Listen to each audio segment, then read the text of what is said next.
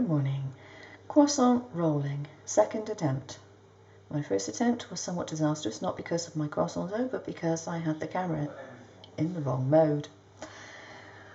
Right, okay, so got your dough. You can see that it has layers in, and start to roll out. Now I've already rolled out some croissant, but I will show you how the dough should look first of all.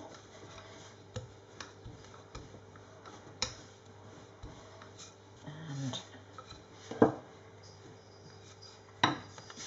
rolled out again.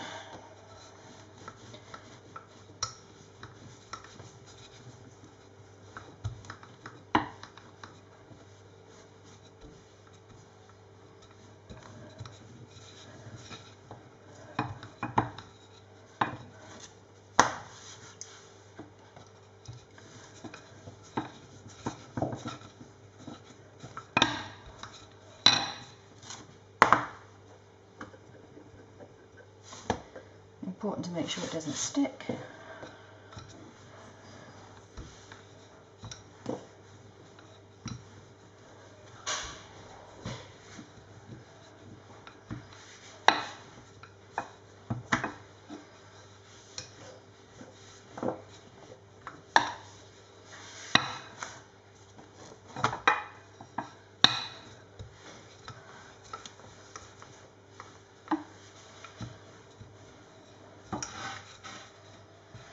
Try and keep it roughly rectangular.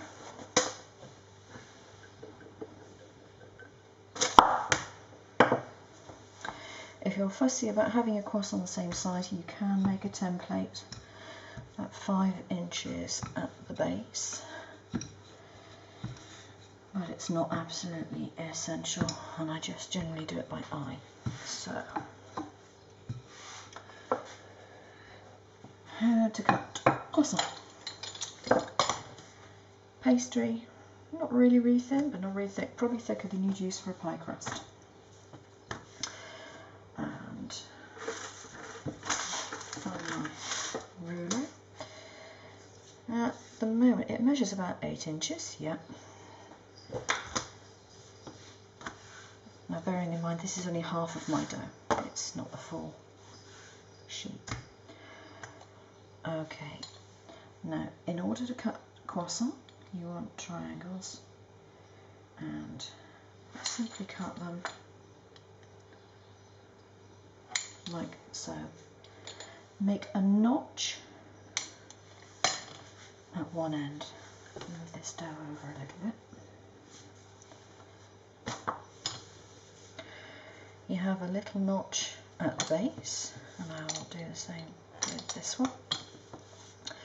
And what you do is you pick it up, you stretch it gently, spread the base out and roll down with both hands. And that's how you do the croissant shape. Okay, stretch gently, stretch on the top, roll down with both hands. Okay, that's how they're done. For the Danish pastries, I want squares. I'm doing raspberry Danish,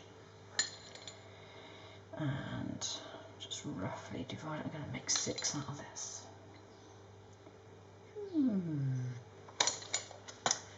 Now this can get an awful lot easier, but for the Danish we want the corners to be folded over to the centre, but we need to brush with egg wash first.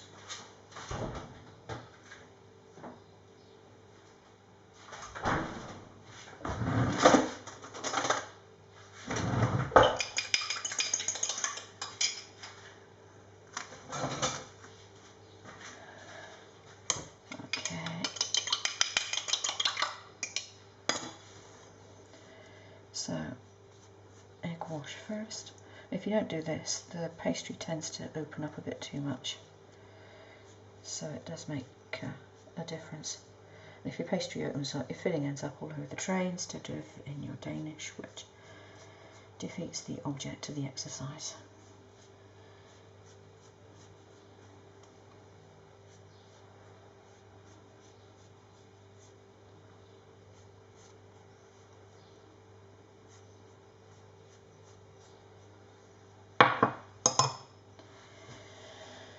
And what you do is fold opposite corners into the centre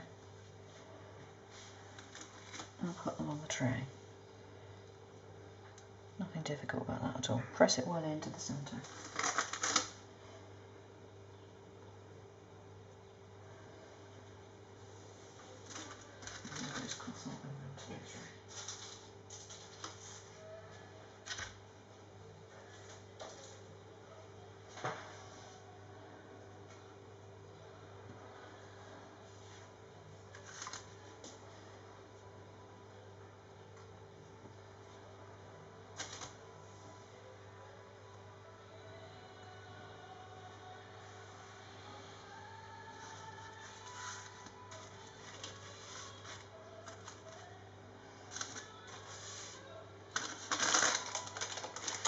So there you can see on